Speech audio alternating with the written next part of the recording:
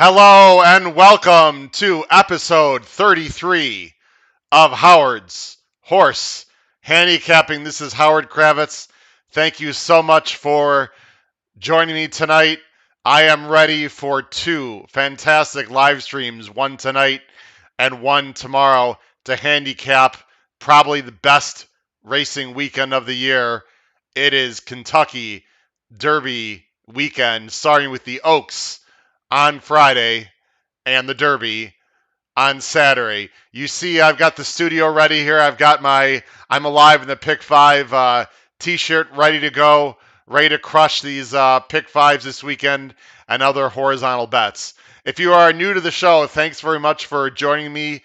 The list of HHH fans is growing tremendously on Twitter, subscribers on YouTube. I cannot thank everyone enough for being a part of my podcast. First thing, please make sure on the right side of the screen right there, if you have not subscribed, please hit that subscribe button. And then after you hit that subscribe button, hit the notification bell. If you hit that bell, that will inform you when new videos come on the HHH podcast. So please make sure you do that. Also, on the right side, of course, I'd like you to chat. If you are watching this live, we've had unbelievable conversation with great questions, a little humor mixed in, and a lot of wonderful things over there. So please make sure you chat on the right side of the screen. And of course, if you watch this as a replay after tonight, please make sure you comment down below the video player anything about the show, things you really like, things you'd like me to discuss, maybe some improvements that you'd like to see. Also, down below, please make sure you smash that thumbs up button, that like button. I'd greatly appreciate it. And of course, you can follow me on Twitter at @hkravitz. You can follow me there.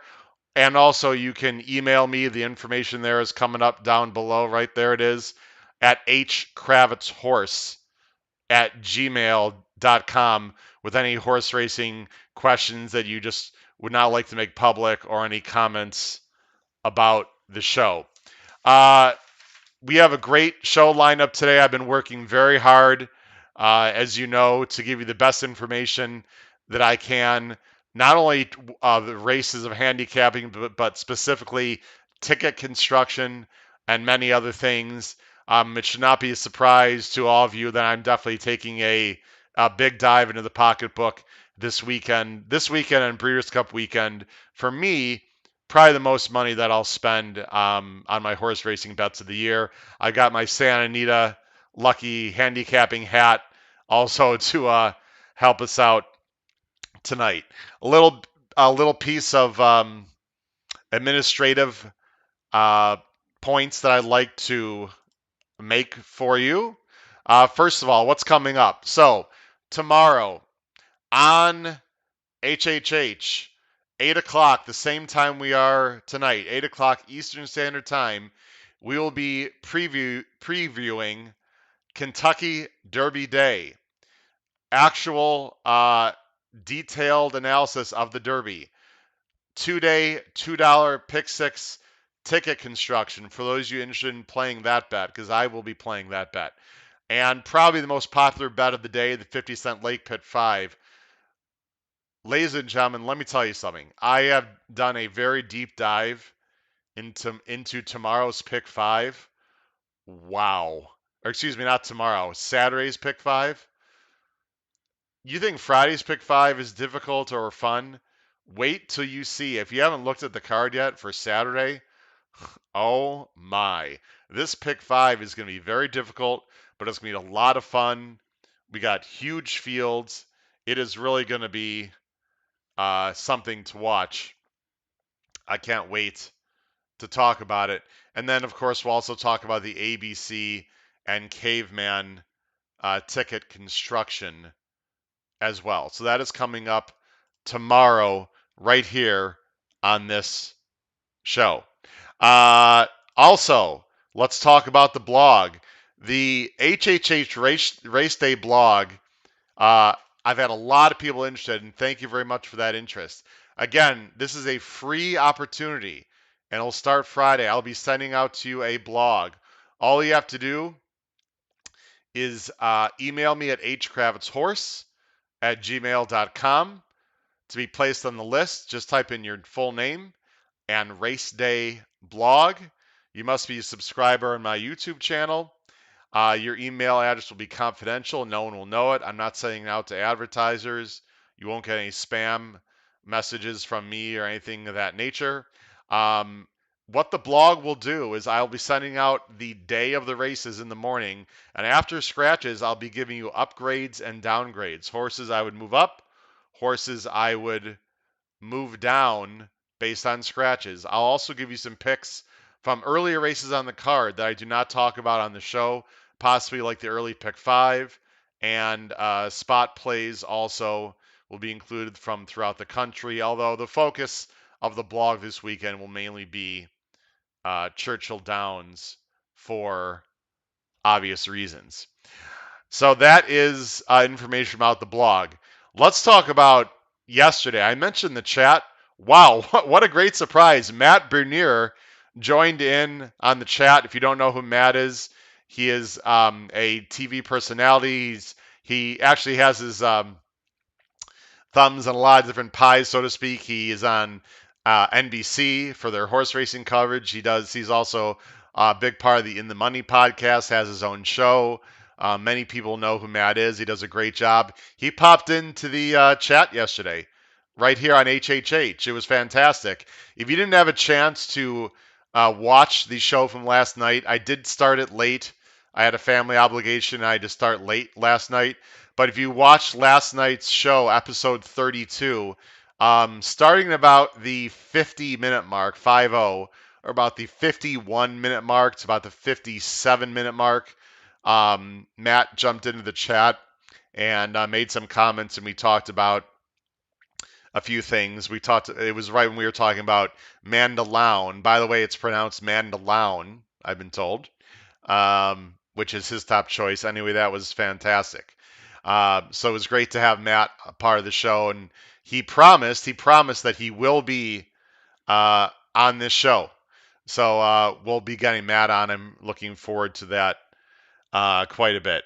I'm looking at my iPad. When I veer to the left there, I'm looking at my iPad that I've set up to watch live, and I don't see anyone in the chat right now.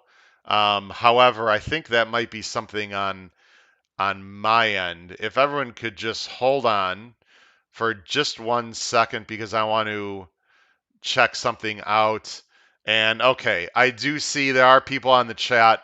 So I'm having a little issue with my iPad. Nothing's wrong with the show. I see Barry. Barry is already asking, are any celebrities lined up tonight for the show? Not that I'm aware of. We'll see though. I did put out some hopes that we'll get some people out there coming on. So I'm not expecting any celebrities tonight, but listen, you never know. And by the way, I really do appreciate the comments because I after the show I read the chat thread in detail, and a lot of you had some really nice comments when Matt came on the show. So thank you very much, Barry. Yes, the card Saturday, very difficult. So tonight, for right now, I'm gonna have to swap between the show and the chat. So if I don't respond to the chat right away, I apologize for that. But I'm going to have to be toggling a little bit back and forth. I won't be seeing the chat quite as quickly tonight, but I'll be checking the chat once in a while for that. Let me give you a little weather update. I don't know if anyone bet or watched Churchill today. As expected, this was not a surprise. They got one very big round of thunderstorms. It went through relatively quickly. They actually had to delay the card. I'm not sure how long. I was busy doing some other things. But they did delay the card for a little bit. And then it did stop raining. So they got some heavy thunderstorm through today. Tomorrow, it's going to be spotty thunderstorms, but they are expecting some very heavy rain at some point tomorrow. Again, Friday and Saturday look fantastic. The weather is going to be absolutely fantastic. Friday and Saturday, it'll be in the high 60s, low 70s, sunny. The dirt track is absolutely going to be fast. I have no doubts about that.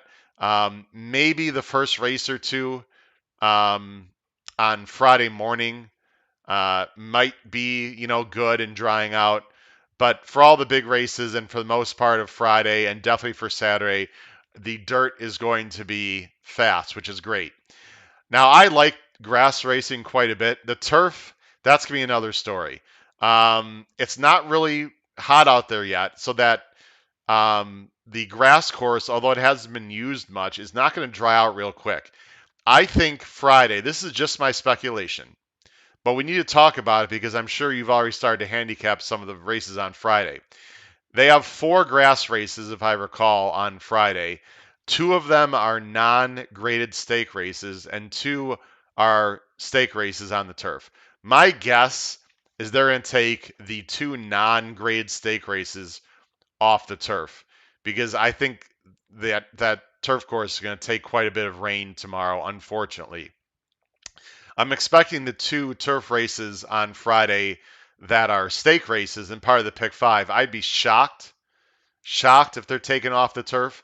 But I think when you handicap, you're going to have to handicap for wet, maybe yielding turf on Friday. And then Saturday will be good to yielding. But again, if there's a turf course that either likes the wet, you need to upgrade. If there's a turf course that you think wants it firm, you absolutely have to downgrade. And I don't always believe what Churchill Downs has on their broadcast when they say the turf course because there's been times where they say the turf is firm and it is absolutely not firm, or they'll say it's good and it's much less than good. So I hate to say that they're not overly reliable, but to be honest, that is what I've found. Tom Espinoza on the show tonight. Tom, thanks for the shout out. I really appreciate it. Gave me a little shout out for his picks on the Matt Bernier show. Trish is here. We've got some regular viewers coming on tonight. Greatly appreciate it. Trish, I got some very bad news for you, and I'm being very serious. Uh, Ava's Grace is out of the Oaks. I'm not joking.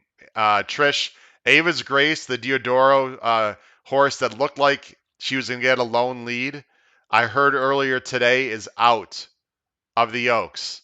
Yeah, go to Plan B. When I heard that, Trish, I actually did make some changes because I thought I didn't like Ava's Grace, but I did think that it will have an effect on the race. So that is absolutely something to keep in mind, Trish, just to let you know about that. All right, the next thing I want to show you before we get into our pick 5, and we have a lot of people already watching the show. I know there are other podcasts to choose from earlier today. Maybe there's some on tonight. Again, I greatly appreciate all you viewers. I hope that you feel I'm going to give you fantastic, detailed information. I know some people might be coming on to the live stream tonight a little bit later, coming home from work, whatnot. So, again, thanks for joining the show. Let me show you. I'm going to need to get it up on the screen here. I want to show you the betting menu, the wagering menu for the races on Friday. Listen, I don't care if you're a vertical player, if you're a horizontal player, however you like to play, there are a zillion options that you have on Friday and Saturday. But let's just talk about Friday. That's our focus today. So there is the wagering menu for Friday. They have rolling pick 3s on every single race. You see they have several different pick 4s. They have several different pick 5s. They have a 20-cent pick 6 that is starting in race 6. They also, excuse me, that is actually, yeah, race 6. They also have a $2 2-day pick 6 bet, which we'll be talking about on the show tomorrow. It's a $2 pick 6 that starts on Friday and goes into Saturday. And then the big pick 5 that probably most of you are going to be interested in that we're going to talk about starts in race 7. If you see there, race 7 is the start of the biggest pick 5, the pool that'll be the biggest on the day. And then, of course, they have the Oaks Derby double, starting, of course, with the Kentucky Oaks race 11 on Friday. So, again, you have a lot of choices. There's a lot of ways that you can go, of course, for your betting dollar in the in on Oaks Day, and of course also on Derby Day. Now, I think it's very important to mention this before we get into our picks and my handicapping. You out there, you need to make a decision. I think one of the mistakes that handicappers and bettors make, whether you're an amateur bettor or you're a professional player or whatnot, is that in general, people just bet too many races. Everyone loves action. Listen, I love action.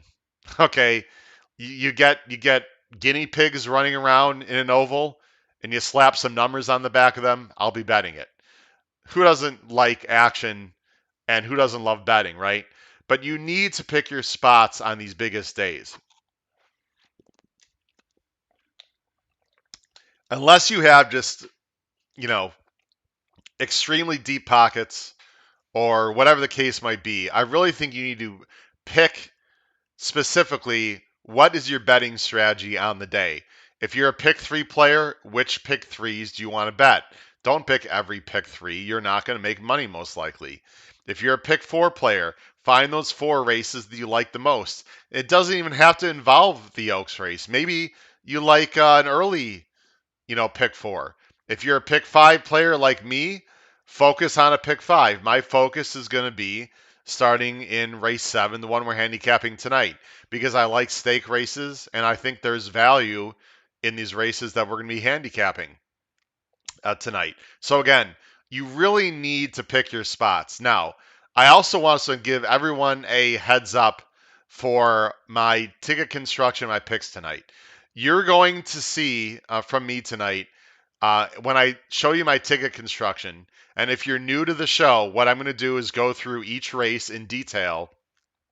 And then when I'm done with the pick five sequence, I will show you my ABC ticket construction because I like the ABC method. And if you're not familiar with that, I will show you a caveman ticket, which basically means a straight uh, pick five ticket where the value of each horse is weighed equally. But my tickets are gonna be pretty big this weekend. Now listen, you do not have to play, of course, the tickets I show you, but I rather show you bigger tickets and have you, take out horses rather than go very, very cheap and not and show you small tickets and not really include horses that I would include. It's always easier to subtract rather than add in these tickets. So when we get to the ticket instruction, just wanted to give you a heads up that my ticket sizes are going to be a little bit larger than normal. But you know what? They should be. These are the biggest pools of the year. There is, with all due respect to handicappers out there, um, when the general public gets involved and they don't have as much experience, there is a lot of money. And I don't like to use the phrase dead money, but there's a lot of bad money out there. You have a lot of your $2 bettors, and the odds on certain horses are are going to be inflated, or that or they're going to be a lot higher or they're going to be a lot lower. You're going to have, in my mind, you're going to have a lot of underlays. What's an underlay? An underlay is an overbet horses. So you're going to have a lot of underlays this weekend, and you're going to have a chance for a lot of value. Jim says he's guessing that I have a vacation day. Actually, I do not, Jim. I was thinking about it. Um, but no, I do not have. I have, believe it or not, Jim. I've handicapped. So I think the two days of racing, Jim. I think I'd have to actually. I'd tell you there are 14. There are 27 races this weekend. I've already handicapped about 12 to 14 of them. I do have some more work to do tomorrow night and Friday night, but I already handicapped over half the races on the cards for Friday and Saturday. So no, I'm a very dedicated employee. My students need me, especially during this pandemic, where some kids are home and remote at our school. But anyway, I am not taking a vacation day, Jim. But thanks for the thought there. All right, so ladies and gentlemen, I think it's about that time that we can start getting into the pick five sequence. Again, any questions, please make sure you comment in the chat. Any agreements, any disagreements, any questions you have at all as we go through the races. And again, today I want to apologize a little bit. I might be a little bit slower to seeing your chat or answering your questions as I'm having a small iPad issue and I don't see the chat right now, but I know the chat is up and running for you, so that's the most important thing. All right, ladies and gentlemen, let's go right to it. We are going to start with the pick five sequence on Oaks Day. It starts, as you can see, at approximately 2:10 Eastern Standard Time with race 7, and it starts with the grade 2 Edgewood. Now, there is a stake race before in race 6. I'm not going to talk about it tonight. That's why you want to get the HHH race day blog, because I will talk about race 6 on my blog, and also I'll talk about some horses earlier in the card. But tonight's focus, of course, will be on the pick 5 sequence. So, the grade 2 Edgewood is a pretty small field. As I just going to scroll down here, as you can see, it's only a field of 7. And there is a pretty big favorite in this race. And I'm not going to talk about every horse in every race tonight, but you've got Post Up at 6-1 coming out of the one hole for Irad Ortiz. You have Gift List, who is the second choice in the morning line, 7-2. She raced for the first time here in the U.S. at Keeneland about a month ago for Brian Lynch, Javier Castellano. Queen of the Green, 10-1, trained by Jason Barkley. You have Barista. Make sure you go to Starbucks first before you bet this race. I'm sure they'll appreciate it. Long shot, 15-1. Line Dancing from Michael Matz. Second time this year racing for Julian Leperoux. There you see the big favorite, Aunt Pearl. Undefeated. She was absolutely a monster last year, 3 for 3. Easily won the Breeders' Cup Juvenile Turf for Brad Cox, who is primed to have a big weekend, most likely. And then Zagil for Todd Pletcher. And I'm just going to go ahead again and put myself on the screen there. Sorry about that. There we go. Just had to get that set up for Todd Pletcher. So, in this race, really, there's not much to say in terms of the top choice. My top choice is everyone's top choice. It's Aunt Pearl.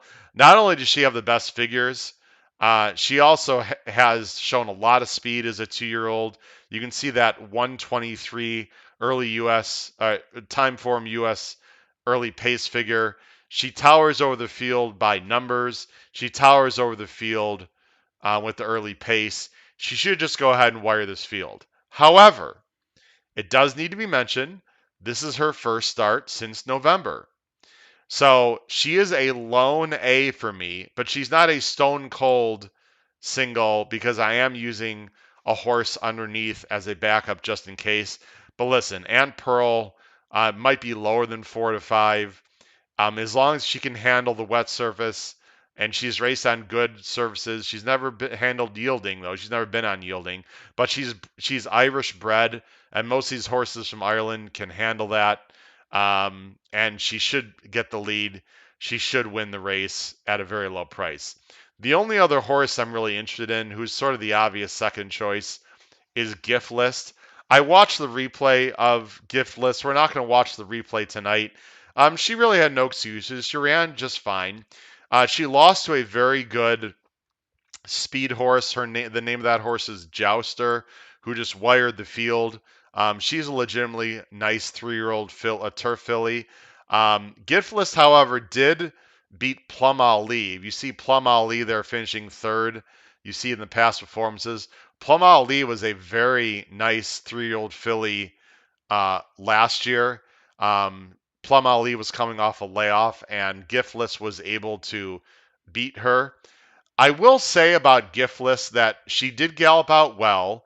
She's not a very big horse. A lot of these horses from Europe are a little bit smaller in their build and their turn of foot. I have found in general that smaller horses actually do better. Excuse me, they do better on wet turf because they don't go as deep. Again, they weigh less, right? So they don't go as deep into the grass and they skip over the grass a little bit more. That's not a theory. That's pretty much a proven fact. I'm not saying that's going to matter enough on Friday that Giftless is going to win because she's a smaller horse. But it is something to think about. Not only that, she's raced on soft turf in Europe. And I think that absolutely does matter. I think that's an angle that absolutely matters. So the fact that she's been on soft turf already, I think absolutely helps her cause.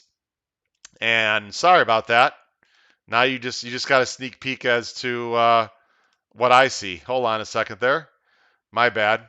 Um, you just got to see the now you see the live stream there on the right side, and you get to see my analytics. I had to switch back to that because I want to see the chat. So anyway, sorry about that. I'm always good for at least one tech issue tonight. I'm not going to be able to look at the chat while I'm looking at the PPs, so I'm going to have to please make sure you chat to yourselves in conversations, and I will look at the chat. It's just going to have to be sporadically. Anyway, Giftless, I think, has a shot. She's going to be a B for me, a B as in boy horse.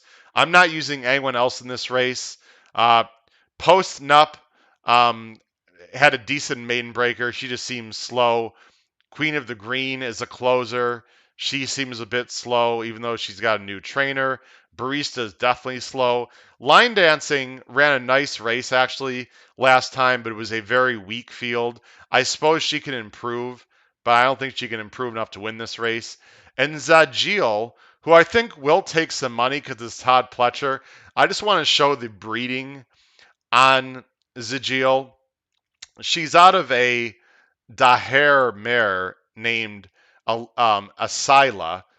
Excuse me. It's pronounced, I believe, Aslia.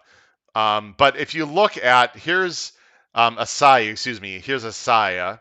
This is Asaya's past performances. This is the uh, mother of Zagil, and you see that this was a dirt horse, and you go look at the siblings for Asaya, and none of them have turf. I mean, there's just no turf in this family. You look at the family tree.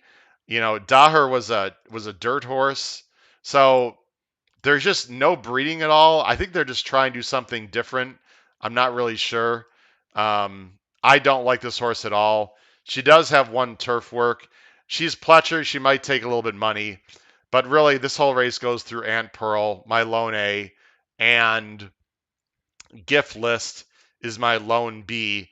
I do not have any C's at all uh, in this race. So let me just go ahead and transition. I need to do that to be able to look at the chat. As again, I apologize. I have to do this tonight. I will fix that. I see Jim has some more comments. P-Funk. P-Funk, welcome to the show. I don't recall seeing you on the chat. Thank you very much, P-Funk. Faya. That's right. The best name on the card. We'll be talking about Faya. And if you have absolutely no idea what I'm talking about, there is a horse named Faya, F-Y-I-A, running in the turf sprint. We're going to talk about her, P-Funk. Jim also thinks that he says he does not think DRF Bets is taking Churchill wagers. Jim, that is correct, by the way. I don't even want to get into this in detail because it's extremely freaking annoying. DRF does not take bets from any Churchill Downs Incorporated tracks. What you have to do, Jim, to bet Churchill tomorrow, if you on an ADW, if you have an Express Bet account, so DRF and Express Bet, they are sister ADWs, their sister betting platforms. You can change your DRF account to an express bet account. I recommend you can easily just switch it over. I would call DRF customer service. I would not wait till Friday morning, at 10 o'clock Eastern. I would, call them, tomorrow and open up an express bet account, and they can just switch you right over to express bet. Of course, if you have a Twin Spires account, you can bet through Twin Spires. I'm pretty sure you can bet through TVG, but I'm not sure. I don't have a TVG account. But again, there are ways to bet, obviously through Twin Spires, but also, Jim, switch your DRF account over to an Express Bet account. Again, they're sister networks, so they talk to each other, and you can bet that way. Other things, other chats. We have Jeff. Jeff on the show calling, I believe, or sorry, chatting him from Boca Raton, Jeff. I think that's correct. I wish I was there. Um, he said no, had no chance to close into that paceless race. I'm not sure, Jeff, who actually you're referring to.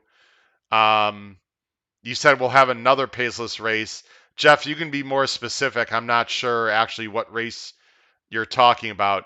But yes, Jim, to help you out, Jeff is correct. He put in the chat to call their IT support number. Um, yes, that's what you need to do. Yeah, Jeff is from Boca. And you know what, Jeff? That's a great question. I think the answer is no, but I'm going to look into that tomorrow. Or sorry, Jim had a good question. Jim said, can the ABC ticket construction be done in express bet? I don't think so, Jim, because in the last several years, what I've done, and it's a little bit of a pain, but what I've done is I've printed out my ABC ticket construction, and then I just hand type in my bets through Twin Spires. But I don't have an answer for that. You can find out tomorrow. I'm not sure if you can do ABC ticket construction through ExpressBet. If anyone watching the show tonight, and you're on the chat, if you know anything about that for a fact, I'd greatly appreciate it, and so would Jim. Can you use um, the DRF um, ticket maker? Can you use? Do they have that available in ExpressBet? I'm not really sure. Jeff was actually talking about gift lists in the Appalachian in terms of not being able to close into a paceless race. Jeff, I agree with you. That's the problem. That Aunt Pearl is pretty much lone speed. But I will say, Jeff, that I thought gift list did have some tactical speed. She got out of the gate well for a Euro. It looked like she was a little bit keen, and in Europe she was running in 6 furlong races. My gut feeling, Jeff, is that gift list is going to be in second place at the first turn. The problem is I think she's going to be a good 3-4 lengths back behind Aunt Pearl if Aunt Pearl breaks. And running down Aunt Pearl is going to be difficult. But again, the time to beat Aunt Pearl is going to be Friday. It's her first start back. It's going to be a wet turf course that she might not be used to. So we'll just have to we'll see what happens there. Okay, let's go back to the PPs here as I get that set up on my screen. Again, I apologize for the delay there. All right, so let's go on to the next race on the card. The next race on the card is a fantastic race. It's the La Troienne. It is a Grade 1. This is for older filly and mares. It's a mile and a 16th. It is a $500,000 purse, and there's a horse in this race that I am very interested in at a price. So let me show you the field here. Again, it's a little bit of a smaller field. So the first two races have a little smaller field. You've got En Vuitton for Ken McPeak and Brian Hernandez from the rail. She Dares the Devil, who won the Kentucky Oaks last year at 15-1, 8-5 morning line favorite. Brad Cox, Florent Giroux, coming in a win in the Azeri. Dunbar Road coming off a layoff, 5-2. I thought that was sort of a low morning line personally for Chad Brown. and IRAD. Bayesian Girl, Rowan Crichton, trainer from Florida, Luis Saez. You have Paris Lights for Bill Mott, 8-1 morning line, Tyler Gaffleone. You have Sinenus, I believe it's pronounced. Michael McCarthy, an excellent underrated trainer from California, 10-1 Javier. And then you have Finite for the incredible duo. No, it's not Batman and Robin. It's Asmussen and Santana. Finite is 5-1 morning line. Let me talk to you about my A horses in this race. Let's talk about the obvious choice first of all, and the obvious choice. Again, I'll be going to the water bottle tonight after 5 days of teaching and 4 live streams of a lot of 6 hours of talking. I'm paying the price, but I'm doing it for you guys. She Dares the Devil should be the favorite. She is very good. She's 11 for 12 in the money. I don't think she has to have the lead, but based on the early time form, she'll be on the lead. I think there is other speed to go with her. She actually outbroke Latruska last time and beat Latruska. Of course, Latruska came back and won the Apple Blossom in a thrilling fashion, beating the champ Monomoy Girl. She Dares the Devil's 8-5, but I will say I do not think she has to win this race. I'm using her as an A horse. She's going to be everyone's A's. I would say there are going to be people that are going to single this horse. I respectfully do not think this would be a good single. I think She Dares the Devil can absolutely get beat tomorrow. And the horse, or no, I keep saying tomorrow, I apologize, Friday. The horse that I am very, and I mean very, interested in this race is the one, Envoûtant. Envoûtant, this is for Ken McPeak. She is very good and she's improving. What I like a lot about this horse is I like her upside. You see in her last year as a 3-year-old, she ran in some big races, but she didn't run very well. They put her in the Ashland, the Alabama, so they threw her to the Wolves against Speech, Swiss Skydiver, etc. Then they put her in an easier spot and she started gaining some confidence. She won the Remington Park Oaks very easily. And then her breakout race, she went to the lead and ran a big race in the Fall City there with a 101 buyer. Now, she did get a pretty easy lead, I will say that, but she looked very good doing it. The first replay of the night I want to show you is the Azeri. So we're going to watch the Azeri where Envoûtant, this was her first race off the layoff, and in this race, you're going to see a lot of very good names, of course. She raced, as you can see, there's um, the form of the race.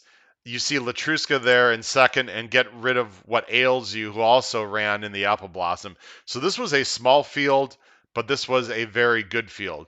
Envoûtant is the 1, and She Dares the Devil is the 5.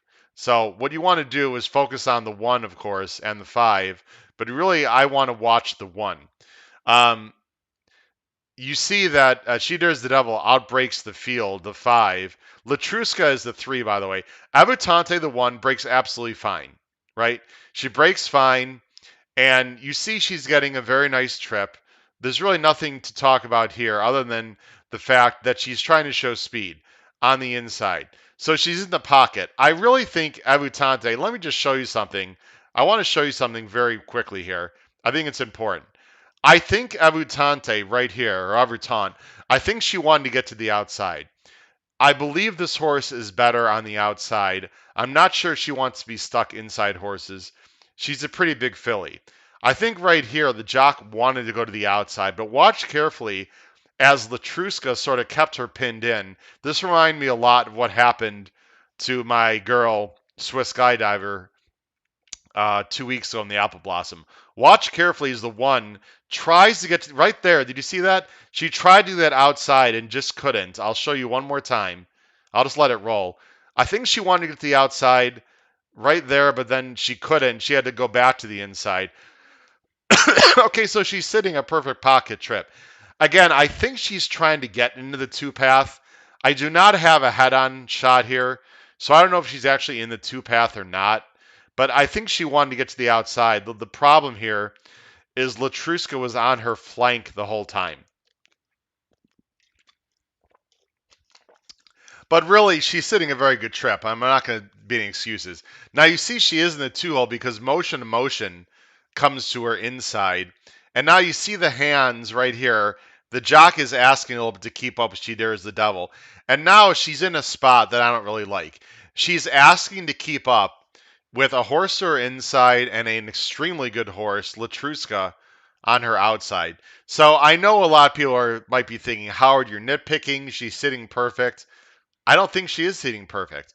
If there was no horse to her outside, I would agree with that statement. But now you're going to see she's asked a little bit earlier than she wants to, and now she's in between, and now she's all in. She has to be all in here basically because Latruska's moving, and this is not a spot you want to be. She's now in between two very, very good graded stakes fillies, and she doesn't give it up that easily. You see now fighting in between. They go 111 and 3. Sure enough, here she's fine because Latruska went wide. But if you see Latruska, you see She Dares the Devil's going to slightly come out, and Latruska comes in, and then that forces right there Evutante to come to the inside. At this point, she's not going to win the race, and the jock sort of wraps up, and she loses by, what, 2 lengths? Not much at all.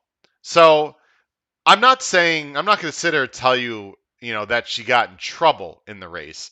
But I do think it's a race that was interesting to look at because I think she needed the race. I think she still ran very well. I like Enroutant quite a bit. Now, how is she going to get to the outside? That's my only concern. I don't want her stuck on the inside. She is my other A. Uh, I think the pace is going to heat up here.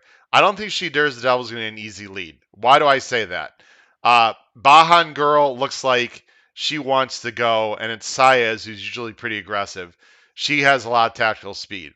Paris Lights is also not a slow filly. She has tactical speed. She can go. Senenus, I'm thinking, is going to sit back a little bit, but she does have some 7 furlong and 1 turn speed.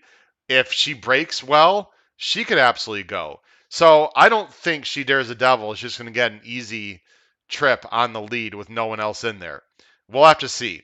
My B horse is Dunbar Road. I'm not a huge fan of her, but the one reason I like Dunbar Road in this race is because Dunbar Road, in my opinion, is by far the best closer in this race. And if it does heat up, I think she can win. She's coming off a long layoff. I liked her earlier in her career. I don't think she had she wasn't really anything special last year as a 4-year-old. I'm really not sure what to make of her. That might be a very bad pick as a B. She did run well in the Breeders' Cup last year, though, only 2 lengths behind Monoma Girl. So this is sort of a shaky B horse, but I need someone who's going to close, and I think she's the best closer. I'm against everyone else for the most part. I know some smart people that I know, handicappers like Senenus. She seems a little slow to me. I don't know. She didn't really have an excuse last time. Maybe she's going to be better here a second time. I'm using her as a C, but I'm a little bit against her. That race that she won 2 back in the La Cañada, she got a dream setup, and she did not beat horses of this quality. So I'm going to use a Senenus as a C. And the horse that I'm also against is Finite. I've seen Finite run a lot. She's a nice enough filly, but I think she's much better going 1 turn. Finite is very good going 7 furlongs, 1 mile. I think she's slow. I think this is a tough field, and I don't think she's the closer you want. I think the closer you want is Dunbar Road. So I'm against Finite also here.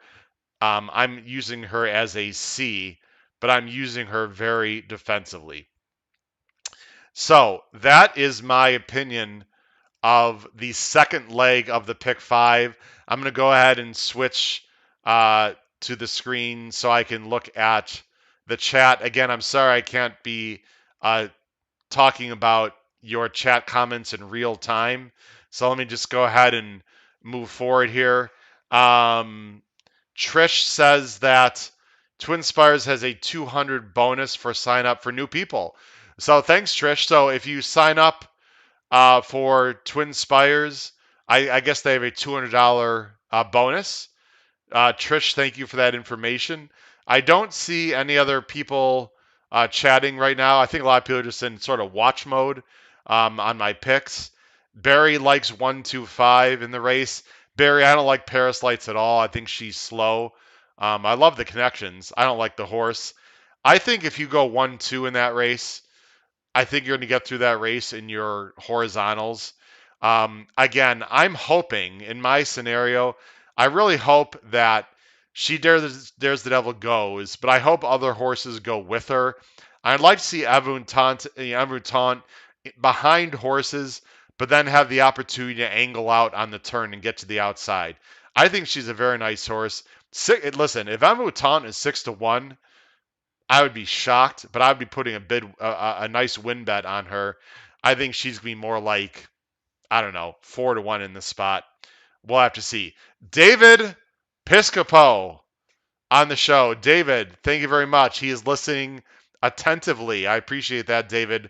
Hopefully we can help you on Friday. All right, let's go ahead and get back to the pick five sequence. So the next race, leg 3 of the pick five. Now, I think this is where things start getting much more difficult and interesting in terms of the pick five. The next race is the grade 2, 8 bells. It is 7 furlongs for, again, this is restricted 3-year-old fillies like the Kentucky Oaks. So this is just the sprint version of the Kentucky Oaks. They are giving out $300,000. I think this race is very difficult, ladies and gentlemen. Very difficult. This is a spread race for me and a big spread race. I have some very strong opinions in this race, and I'm just going to tell everyone off the top, I'm going to try to beat the favorite here. Now, when I say I'm going to try to beat the favorite, what that means for me is that means I'm not using the favorite as an A. I'm obviously going to use the favorite, but not as one of my top choices. I will also use her in my caveman, but she's not one of the horses I'm interested in betting on. So we're going to very quickly go through this field. Quickly. You got Make Mischief 15-1 for Mark Cassie. Cantata for Asmussen, but this time it's Javier Castellano with the ride 30-1. By the way, I think it's interesting that you see some of these horses were Triple Crown nominated. That tells you how highly that they thought of these fillies, uh, when they were training them in their 2-year-old year. The fact that you're nominating a horse, which obviously costs money, to the Triple Crown, thinking that you could have a girl that could run against the males in a Triple Crown race, just tells you about the intention that they had for these horses earlier on in their career. The two cost $950,000. There's my girl. There she is. If you're a fan of the show, you know I've talked about this horse a lot. Super Sensational, who I thought ran a solid third last time at a pretty big price in the Fairgrounds Oaks. Johnny Velasquez is back on board, 6-1. If you're in a good mood and you're very happy, you might want to bet Euphoric for Bernie Flint, 20-1, James Graham. Windmill for Larry Jones and Fox Hill Farms. This combination has been very successful over the years. I believe Songbird was Larry Jones and Fox Hill Farms. This is Mike Smith getting the ride. Kelly Breen has a talented horse that's owned by Gary and Mary West in those pink colors, ridden by Ira Ortiz. This is Slumber Party, 6-1. You have a Judmont horse for Bill Mott, Obligatory, who took money in the Fairgrounds Oaks, 10-1 morning line, Jose Ortiz. Calypso for Bob Baffert, a speed horse from California, Joel Rosario. Lil Tootsie, who's been running at the Fairgrounds, Tom Amos, Flavian Pratt. There's the favorite, Day Out of the Office for Tim Ham. Corrales getting the ride. Had a very, very nice 2-year-old year. finishing second to Vequist in the Breeders' Cup Juvenile. You have Abrogate. No, not Arrogate. Abrogate, Santana, and Asperson, 8-1 morning line. And then Carmel Swirl, 12-1 morning line. Another Bilmont horse for Louis Saez. The first thing I want to mention about this race, and it's one of the first things I do, is I try to develop race flow. Ladies and gentlemen, I think there's quite a bit of speed in this race. All right. You've got the speed horses that you have here is Euphoric is absolutely going. By the way, remember, this is a 7 furlong race. You've got Euphoric, who's shown a ton of speed. That's the only way she knows. Windmill is quick, 121 early time form. Slumber Party, not as quick as those two, but still quick. Calypso, you don't think Bob Baffert and Joel L. Rosario are going to be sending with their California speed? She is on the turn back, but you figure she's got to be up close somewhere. Day Out of the Office, super quick. She's going to be fresh coming off a layoff. She really only knows, I won't say she only knows one way, but she's certainly best on the lead. Abrogate, are you seeing my theme here? More speed. Carmel Swirl also has some speed, more of a stalker. So, folks, you know what that means to me. What that probably means Friday is someone's going to wire the field. One of my A horses, I know everyone is shocked if you follow me in the show. One of my top A's in this race, and I hope I get 6-1, Super Sensational. A few things I like about this horse. First of all, I think she's going to be great on the cutback. I think she's a one-turn horse. She ran fantastic at Woodbine in the fall. I don't think it was just because of the synthetic. She's run just fine on the dirt, getting 2 horrible, ridiculous rides by Declan Carroll in the first 2 races of the year. And usually I'm not that harsh with jockeys. But if you want to hear me talk about the rides and the trips that she's got, just go back and watch any of my weekend recaps about Super Sensational. She got a much better aggressive ride last time, and she ran perfectly fine. She just got tired and lost to 2 contenders in the Oaks in Travel Column and Clairiere. I really hope, and I think it's going to happen, that JV, Johnny Velasquez, is going to take back a little bit in this race, get a nice inside trip, angle onto the turn, and possibly blow by at a nice price. Super Sensational is one of my A's. Now, the other A, and I am very, very interested in this horse in this race on Friday, is the 7, Obligatory. About a month ago, when I was doing the preview for the Fairgrounds Oaks Days, you'd have to go back and watch my weekend preview of the Louisiana Derby preview day. You'd go back and look at my, I don't know what number it was. I talked about Obligatory's maiden breaker at Gulfstream. I'm not going to show that race, but it was much better than it looked. It was very solid. I want to show you the replay of the Fairgrounds Oaks. First of all, let me just say that I think Obligatory is going to like the cutback and that she's a closer and she's been working very well. Those are 3 things I like about her in this race. And she's going to be a price. And then when you add the number 4 thing, I want to show you the replay. This to me is a replay special. You look at the line and you're thinking, Howard, I don't really see anything. You see here on the comment line on the right side in the short comments, it doesn't really say much. So you're probably wondering, Howard, why are we watching replay of this race? I'm going to tell you.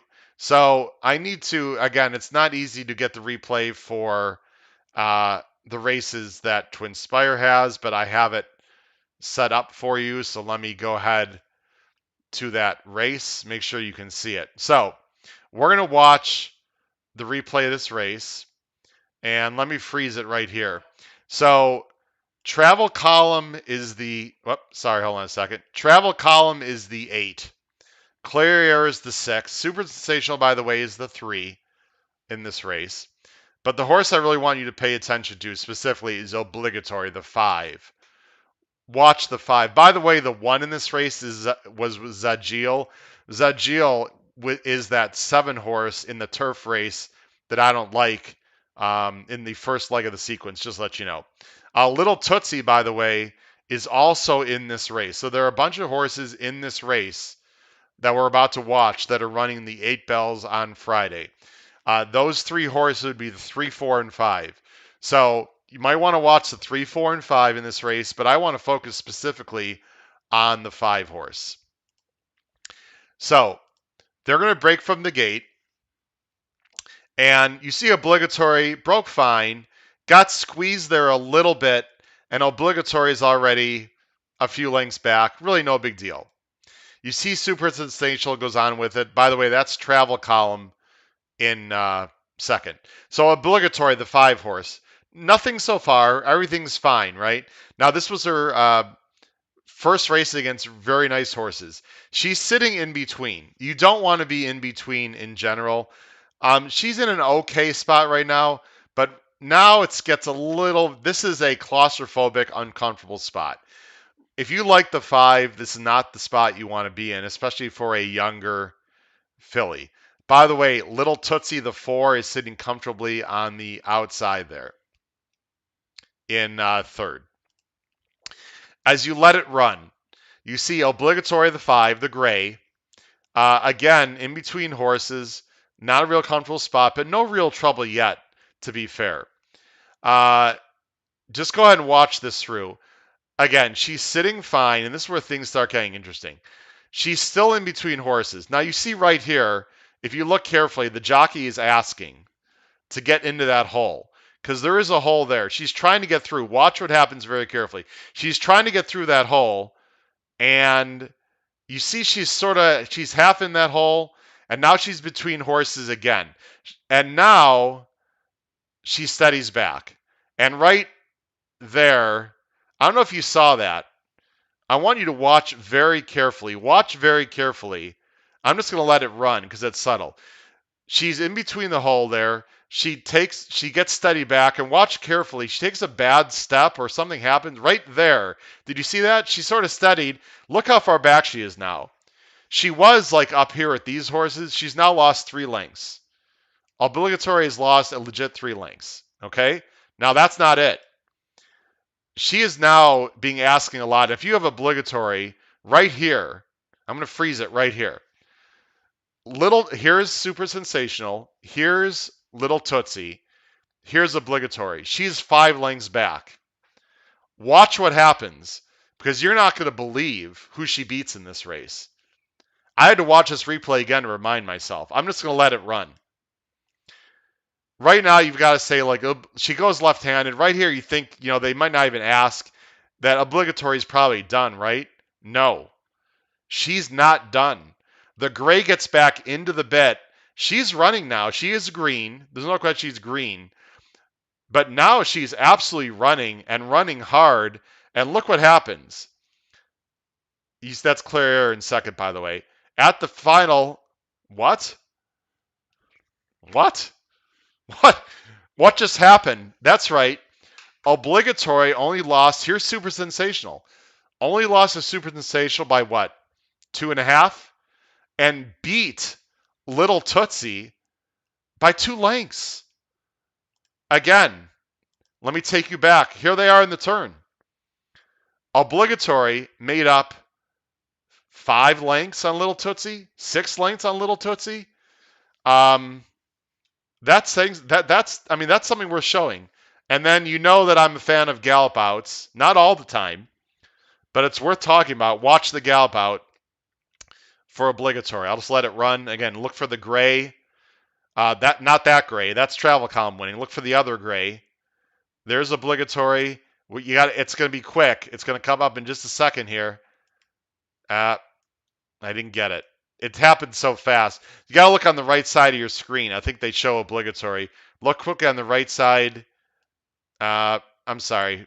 She's not in there. She's already, you don't even see her. She's already past there. Anyway, I thought we'd see the gallop out. I apologize for that. Here's my point. And I know that this is part of why I like to look at these things because I think it's worth talking about. Obligatory was much better much better than it looked last time. And it doesn't even say anything in the form. Now, how many people are going to look at that race in detail that carefully? Not very many. Obviously the professional handicappers are people that have time are going to do that. I think that's telling. Again, tell me what you think. Do you think I went completely overboard, or do you think there's something there with obligatory? I'm going to go ahead and go back onto the chat so I can see again how you folks feel about it. I know we have a bunch of people uh, chatting. Um, P Funk thinks it is an all button. It might be. There are other horses I haven't talked about yet. I'm going to talk about here in a minute in that race. I think it's absolutely a spread race. Barry likes Johnny V. Let's go, Johnny V. I agree with you.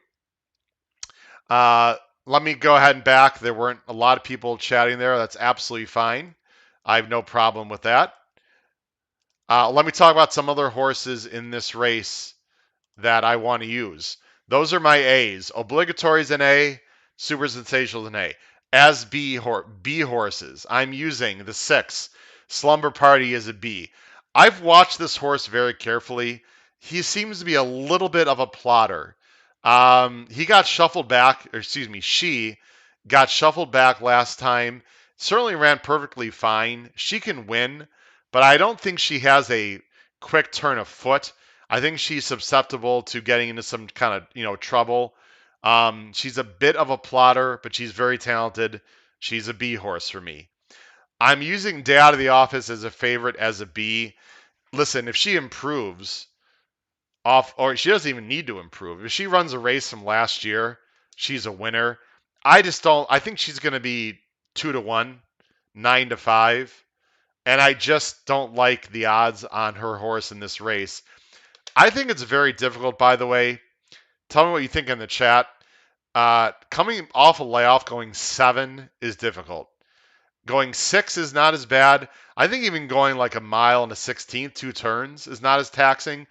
A 7 furlong race is basically an elongated sprint. I think it's very difficult to come back off a layoff. Excuse me, going 7 furlongs. I think that's a very difficult distance. I have not read up in detail about quotes from Tim Ham. I don't know if Day Out of the Office, if he wanted to get a prep into her or not. I have to read into that. But I'm using her as a B. The other horse I'm using as a B is the Bill Mott horse, Carmel Swirl, who, if you look at her odds, she's been very highly regarded. She finished second to Malathot, the favorite in the Oaks, in her first race. She lost to Miss Brazil, a very talented horse, also. Um, she ran sort of a clunker first time 2 turns at Gulfstream, and then she went on the turf. I think she doesn't want to go long. She's not a turf horse. She's a sprinter. Now, last time, she got a perfect trip on the outside. I watched the replay. They won 47 to the half. So don't get too carried away with that win. But she won like a good thing. It was pretty much a paid workout. I love, love, love the outside post. I think Carmel Swirl is very talented. I almost use her as an A. She's a B for me. Other horses I'm using as a C horse. I'm going to use Cantata at 30-1 as a C. It's the other Asmussen. She won by 10 in her first length sprinting. I think she's a sprinter. I don't think she wants to go long. I think she's going to be much better on the turn back. I'll use her as a C. I'm going to use the 5 Windmill as a C for Larry Jones, just out of respect to the trainer and jockey combination here. And she did run an 87 second start out, however, was in the slop and also was going 6, and she has to go 7 this time. But she's a nice horse. It's just a very tough spot. And the other horse I'm going to use is Little Tootsie, who was the 4 horse in the replay race. Again, she will appreciate the turn back also with all the speed as she ran huge, beating Euphoric in her second start. I'm using, and I like Tom Amos, I'm using Little Tootsie there as a seahorse in that race. So again, The 8 bells is a very, very difficult race. I'm not using the favorite on top. I think there's a lot of speed. And for me, the two best closers in this race, I think Super Sensational is more of a proven sprint closer. I will say, obligatory, I'm taking a little bit of a shot in the dark. But again, there's a lot of reasons why I like this horse. If obligatory gets the trip, the gray there in the replay, I think she's got a big shot. She has to improve, but I think she has a big shot in this race on Friday in the 8 bells.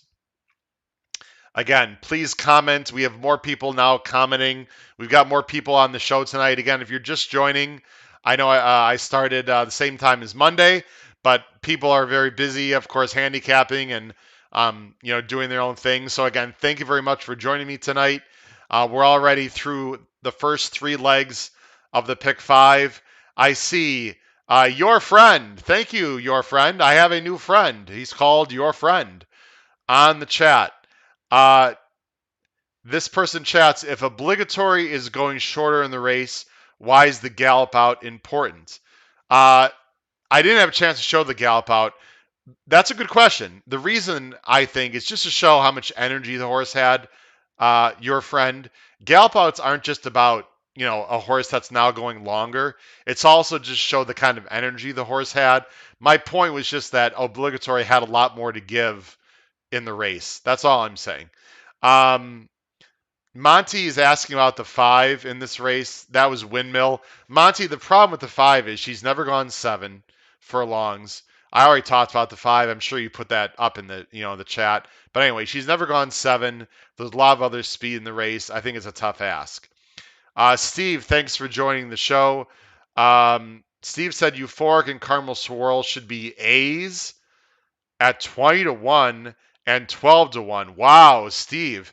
I like Caramel Swirl a lot more than Euphoric. I suppose if Euphoric gets loose, but 2 things, Steve. I don't see how Euphoric gets loose, number 1. And number 2, she's got to go an extra furlong and facing a lot better. So good luck with your bets with Euphoric. Listen, I said last night, folks, and I'm just going to say it again. There are a lot of different ways to go in all these races. I would never knock Steve or anyone else, trying to get a price in a race. I'm going to give you my opinions, take them for what they are. I've had a lot of success, especially with getting prices. By the way, if you're new to the show, I don't want to, toot my own horn, but I recommend you go to my YouTube channel after the show, and one of the tags, you can hit the About tag. You can learn more about me. Also, if you go down below the video player, you can see a lot of my weekend recaps and weekend previews. If you want to watch replays of some of these races I don't show, please go onto my channel and watch some replays of shows and my analysis. I was able to, in January, I was able to hit Mishrif at 19 to 1 in Saudi Arabia. I loved Idol at 6 to 1. There's been a bunch of others. Again, I'm not going to go on and on. I've been wrong also about some horses, but listen, if you know about me in the show, I will take stands. And I always respect people. My favorite handicappers are people that take stands. Now, in saying that, P-Funk and other people, that doesn't mean I won't hit the all button occasionally. I'm not saying hitting the all button is a weakness. I'm just saying I like to have strong opinions and go for them. P-Funk, boy, P-Funk cannot wait until we get to the fire race. You know what? We're here. I don't want to delay any longer because P-Funk wants to get into fire. So let's talk about that horse right now as I set it up. Sorry about that. All right, here we go. Leg 4. Leg 4 is a turf sprint. My least favorite race. I'm going to tell you right now. I don't mean this race is my least favorite race. What I'm saying is that my least favorite races in general are turf sprints. Not only that, you're going to get wet turf. So what you have is a huge field going 5.5 furlongs on wet turf.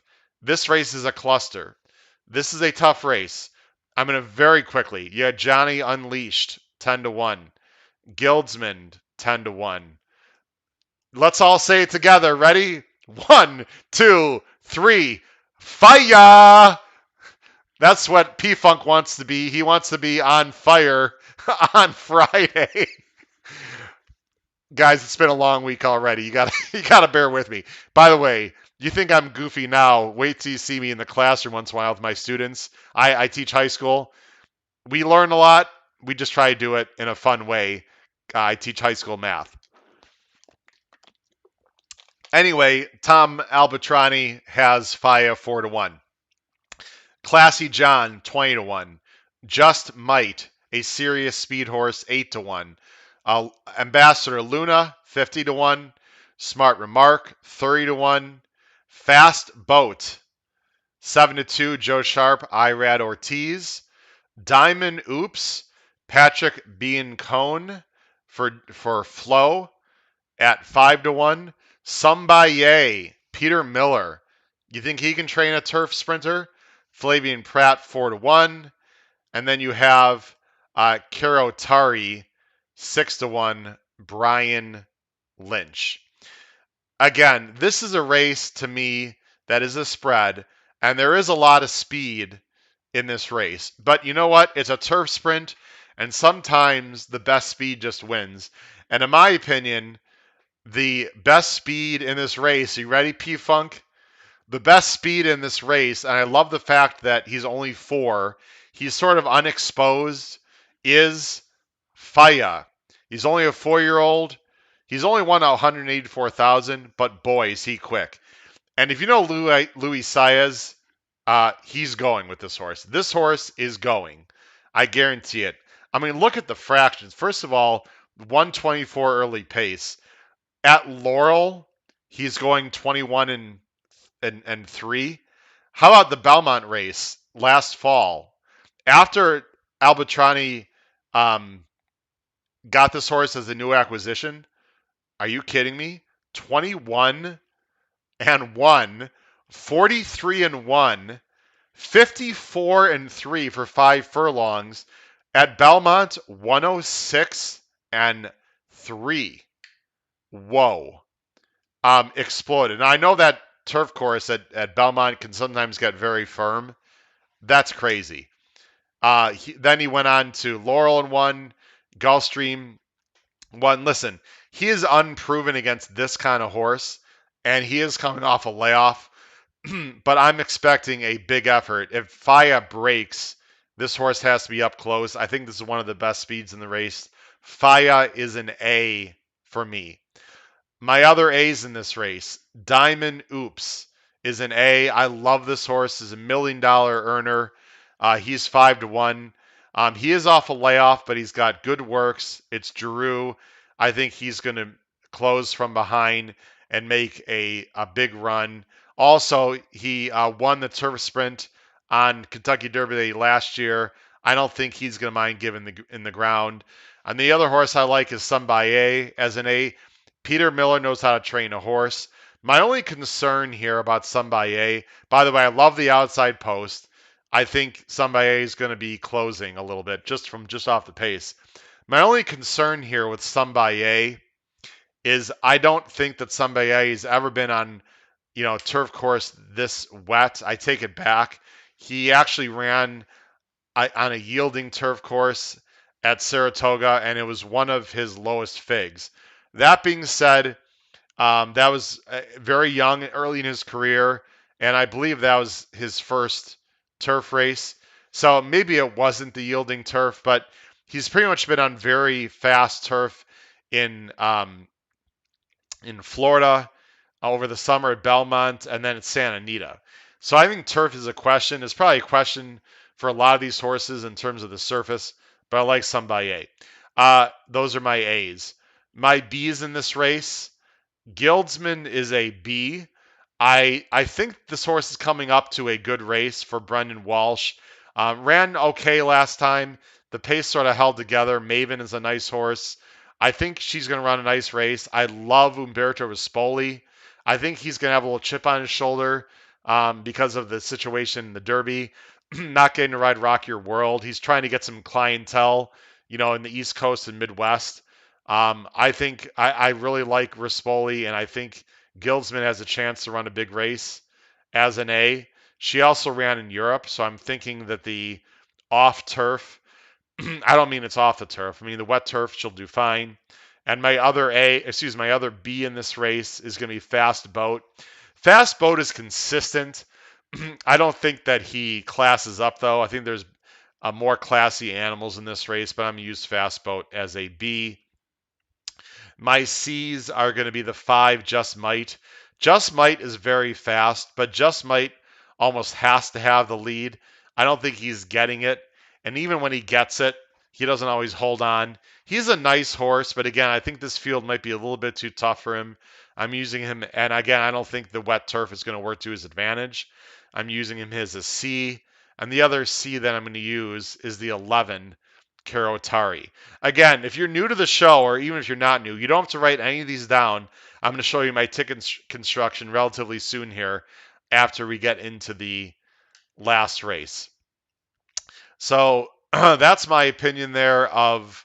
I know I went a lot quicker there, but I want to make sure we get to some other things as well. That's my opinion of the turf sprint. I'm sort of going a little bit chalky in my opinions in the turf sprint. A lot of people commenting. Let me get back to your comments. Um, Paul believes Faya is vulnerable on the wet turf. I agree. JW loves turf sprints. Good. Janet, thanks for joining the show. I love when we have our female listeners. Listen, Janet and Trish. Trish, I don't know if you're still on the show, but on the chat there. But Janet and Trish, let's get some more of your. Let's get some more female listeners on the show. I'd love to have opinions from everyone. So thank you very much, Janet, for joining the show. Janet said the 10 has a lot of bullet works. I'm assuming that actually I think she was talking about Day Out of the Office. Yeah, Day Out of the Office, Janet is working very well. She can obviously win that race. I just am trying to beat a favorite based off the layoff. Let's see. Faya is being tested. I agree, JW. This is I did it again. I think I just did it again, didn't I? Hold on a second. Yes, I did it again. Gosh darn it. Sorry, guys. It's not a big deal. What you're seeing there, that black screen, it's sort of cool. You're sort of getting behind the scenes look. I didn't really mean to show that, though. But that's the behind the scenes look. That's sort of my control center, so to speak. It's not all of it. It's part of it. It helps me look at analytics, and I can see other things. Actually, there's really no secrets. I could just leave that on the screen, but I prefer not to do that. I prefer to look at another screen there. Just looking at your comments again. P-Funk, right. We have to see how the turf is playing. Again, I think watching the weather tomorrow, I'm not betting a dime on tomorrow's races, which, by the way, it is Thurby tomorrow. That's what they call it at Churchill. As in Thursday at Derby, they call it Thurby, Thurby. I think it's going to be very important tomorrow to watch. Not only everything's going to be off the turf tomorrow. I guarantee it. They're supposed to get rain. I shouldn't say I guarantee it, but I'd be very surprised if they race on the turf tomorrow. There are going to be heavy thunderstorms coming through tomorrow at some time. I'm one of those strange people that enjoys watching the Weather Channel.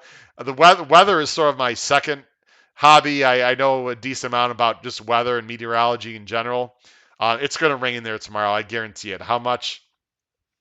We have to see. P-Funk does make a good comment. Let's talk about this very briefly because I haven't talked about it yet. He mentioned that the turf rail is coming down and they'll be running on the hedge.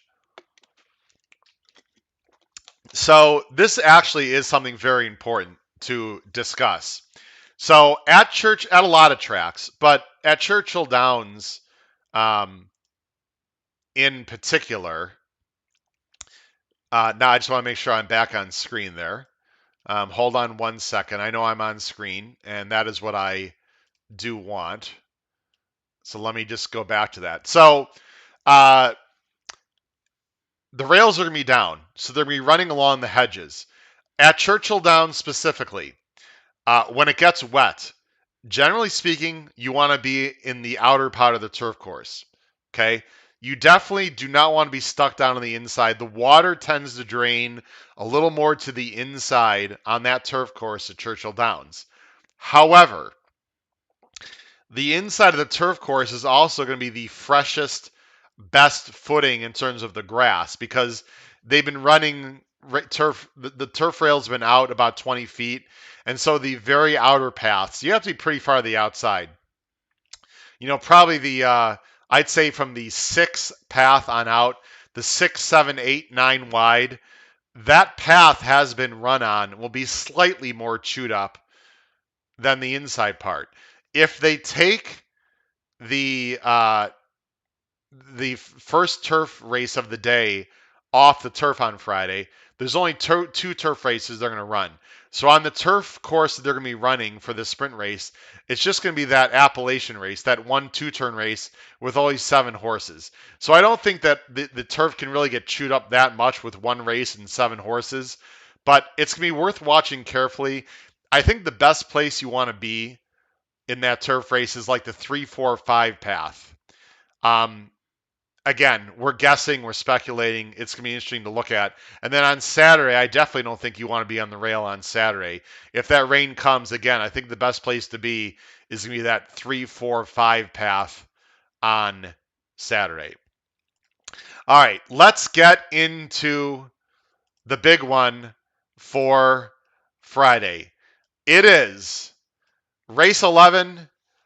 It is the $1.3 million Kentucky Oaks. They're going a mile and eighth.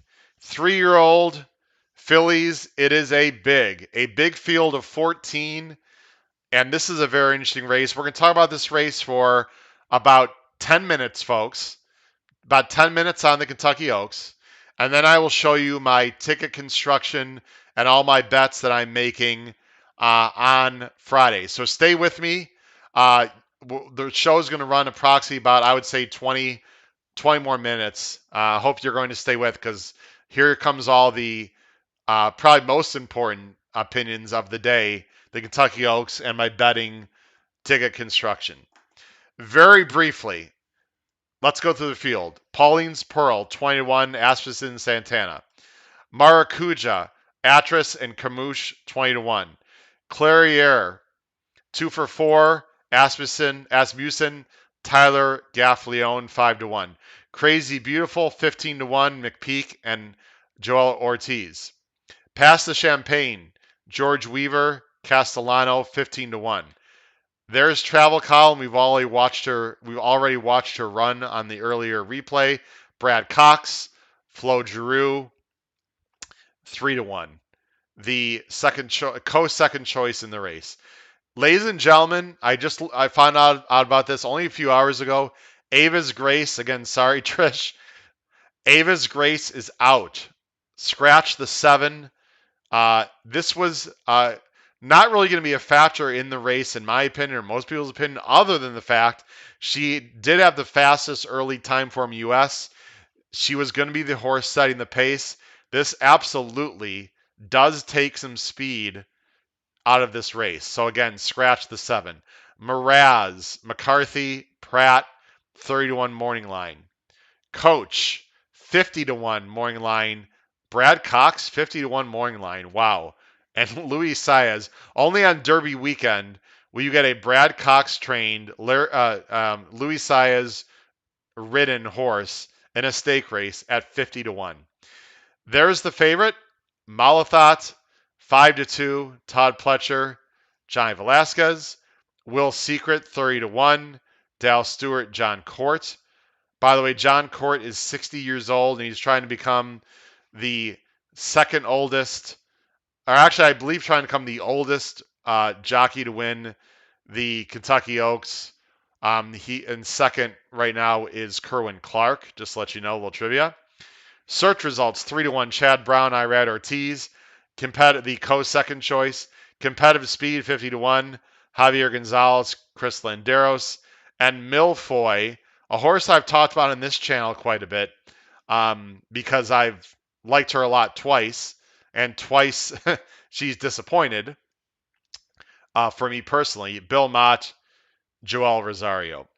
Uh, there is a lot of speed that came out of the race, or the main speed came out of this race when Ava's Grace came out. Let me give you my pretty strong opinion of this race. First of all, in terms of horses on top, I'm not going to get overly created. I am a huge fan of Malathaat. I think she's very talented. She's undefeated, 4 for 4. And what really struck me was her last race. Now, in her last race, I did not like her. It's okay to like some horses some days and some horses not. We're going to watch the replay. There are a bunch of horses coming in this race. She was coming off a long layoff. She was supposed to run in Florida, but unfortunately, she's owned by Shadwell, and Sheikh Hamdan unfortunately passed away. And out of respect to uh, the Sheikh, they didn't want to run in Florida because of the timing. So then and Fletcher really wanted to run this horse really earlier in the year in the first place. So Fletcher wanted to run her earlier in the year. She had a very minor issue, and they just held back in her training just a little bit.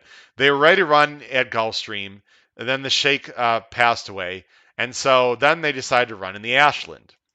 Now, we're going to take a look at the Ashland. We're going to watch the stretch run.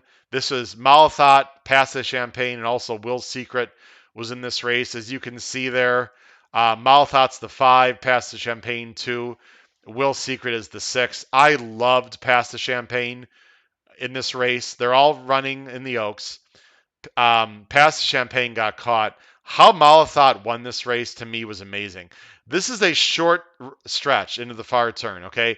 So past the Champagne, saying a great trip is the 2. Malathaat's not that far behind here is the 5, and Will's Secret is the 6. What Malathaat did in the stretch to me is amazing. Again, this is a short run to the finish line. This is a first line finish. And when I was watching this live, right here, as you see, Pass the Champagne make her move, and you see Malathaat back here, like right about here.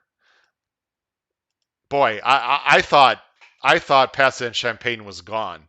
I mean, I thought Malathaat maybe just needed the race. Pass the Champagne's a nice horse. I didn't think there was any chance that Malathaat was going to catch Pass the Champagne. I mean, she's got 3 lengths on Malathaat, and this is again a short stretch. But Malathaat just bears down. This, just the way she runs reminds me a little bit of Essential Quality, and she just gets up in a very, very good effort. And there's Will's Secret right there finishing. That was a very impressive close to me by Malathaat. And when you look at the let's go ahead and look at the incremental pace. You see that final fraction there. Malathaat ran 29.4 to Pass the Champagne's 29.77. That might not seem like a lot. That's 0.36, right? It's more than a third of a second, which is a few lengths, obviously, as you could see there. I was just really impressed with Malathaat off the layoff. I think the distance is just going to be better for this horse. My only concern with Malathaat is that she ends up being a little bit too far back and just can't catch up. But I don't see this to be a very fast pace, to be very honest with you. I think she's going to love the distance. I mean, look at the breeding. She's by Curlin out of an AP Indy, talented mare, Dreaming of Julia. I love Malathaat. She's an A. The other A for me in this race is Travel Column. I don't think Travel Column is as talented. And let me just say, it's very possible that for me on Friday, Malathaat will be my only A. I'm going to have to see how my ticket and bankroll works out. But Travel Column is also very talented. She's done nothing wrong. She's 3 for 5. Travel Column is my other A. So honestly, I'm not getting very creative in this race in terms of my top A's. I'm just going to go ahead and go back to that screen anyway. That's because uh, I want to see your comments. So I'm just going to go ahead back to this screen that I said I wasn't going to go to. Um, let's see. Actually, I don't see too many people chatting right now, so let me just go back. I'll go ahead and back to my past performances. Travel columns and A. As a B, I've got Past the Champagne as a B. I think Past the Champagne is very talented. I'm a little concerned about the extra distance. The connections are not. I suppose I shouldn't. She ran a big race. You could see there first time out. I see no reason why she can't run a big race again. There is absolutely no way in hell she's going to be 15 to 1. She's going to be less than that. And as the other B horse, I have search results. Now, I was against search results. And you're probably wondering why. She's got numbers. Obviously, your numbers fit. I think the combination, I think her competition has been weaker. Not only that, she's been on the wrong lead. I'm just going to show you very quickly. She's been goofy in the stretch. I don't know if she's just always that way, if she's going to be immature. I don't know what the deal is, but she said she's the 8 horse here. By the way, Maracuja, who's in this race, is the 2. She sat a perfect trip. I'm just going to go right to the stretch. You see her taking over again. Here's the 2 horse. But you see right there, she got goofy with her, with her lead. She's on the wrong lead the whole way. You can't run that way in this race on Friday. I know she got a fast time based on the buyers. I'm really not sure how much I believe it though. She's still on the wrong lead. I guess she's just immature. And there's Maracuja finishing second. Here's what I don't like, okay? Look at the buyer figures. I think it's important to look at, okay? This is the last race. So search results ran the same race. Maracuja jumped up 20 points. I mean, I suppose that's possible, but according to the buyer, she jumped up 20. The Army wife also jumped up 5. I don't know. I trust the buyer. Usually I'm not 100% feeling that I trust the buyer here. I do not like the lead change situation. She did the same thing in her previous race. She's going to have to be much more professional. But I decided to use her as a B horse because I'm worried she's going to get another perfect trip, and there's not a lot of speed in this race. But she's got some issues to work out. Seahorses. I'm using the 2 in this race. Maracuja as a C. You just saw her on the replay. She's improving for Atras and Carmouche. If she runs another big race and steps forward, I suppose that she can win the race. I'm also using the 1, Pauline's Pearl, as a seahorse out of respect to Asmussen and Santana, who won the fantasy. I'm sorry, I'm not using Maracuja. I apologize. I'm not using Maracuja. I am using the 1 as a C. I'm using Clairiere. I had Clairiere originally as a B horse, but now that she's a closer and I don't think there's as much speed, I'm downgrading her to a C for Clairiere. I'm going to use the 8 Miraz as a C because of her West Coast speed. She might take this field a long way, much further than most people think. I don't think she can win, but I think she'd be a great underneath horse in second and third in this race in case she gets loose on the lead.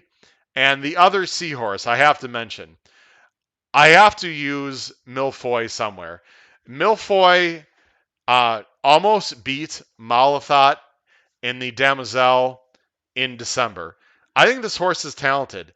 I have no idea what happened in her first race back. Bill Mott said she wasn't ready. Boy, was that an understatement. She was absolutely awful her first race back.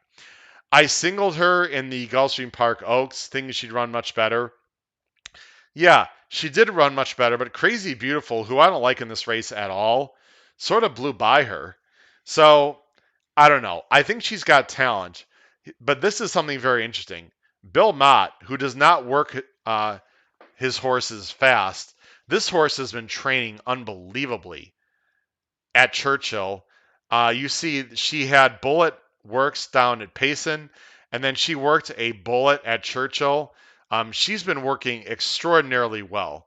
So I, if if Milfoy wins this race and I don't have her anywhere, I would be irate because I don't know about you. Have you ever been chasing a horse for a while and he or she doesn't win, and then you go off them and then they win? Boy, is that frustrating. I'm using Milfoy as a C. I might upgrade her to a B.